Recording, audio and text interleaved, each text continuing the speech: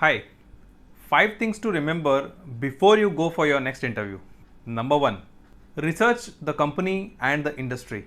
An interviewer may ask you your perception about the company's position in the industry and its competitors. He may also ask what are the competitive advantages of the company you have been to and about your suggestion how the company can perform better. And this is why you should avoid thorough research of multiple companies. Rather, target a company, do a thorough research on that company particularly and aim high for that. You entirely focus on that particular companies and your job position so that you know far better things than other candidates who might come to interview, and this gives you an better edge over other candidates. Number 2, clearly mention your USPs and the reasons why you want this job. Be prepared to walk in any interview with at least 5 unique selling points about yourself, such as what makes you the best candidate for that particular position. Always back each USP with an example you must have performed in the past. For example, you may say, I have so much better communication skills that I have solved this problem in my previous job.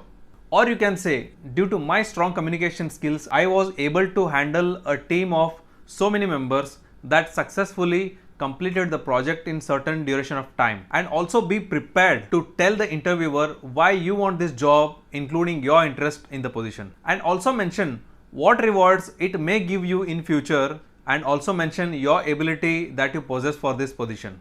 If you fail to convince the interviewer that you are really interested in the job, no matter how good candidate you might be, they will never ever offer you that job position.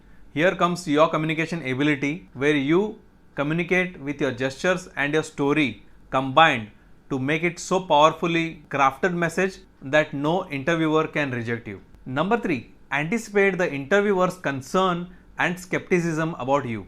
Remember this is an open secret that there are more number of candidates available than the available openings. So interviewers always look out for the ways to screen out the people. Try doing this.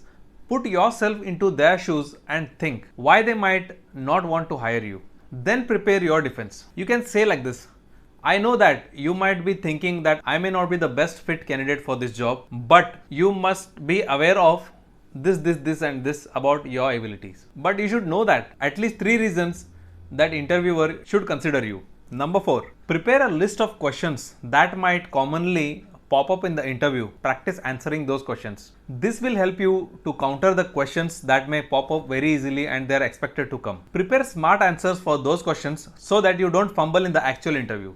Number 5, make sure you carry a few questions for the interviewer also. Come to the interview with some really intelligent questions for the interviewer that demonstrates your knowledge about the company and also your seriousness towards the job. Interviewers in the end always ask if you have any questions, no matter what. You should always have 1 or 2 ready. If you say not really, you don't have any questions, the interviewer may conclude that you are not that serious about the job and you might not be the right fit candidate for that particular position.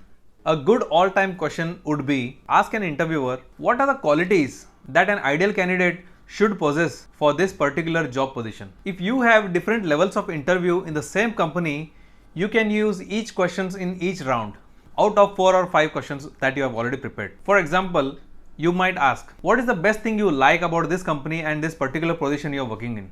What do you think is the best thing about working here? And what kind of a person would you most like to see fill this position? And later try to think of 1 or 2 questions during the interview itself. And here comes your listening skills. This is one more important skill that is a part of your communication ability.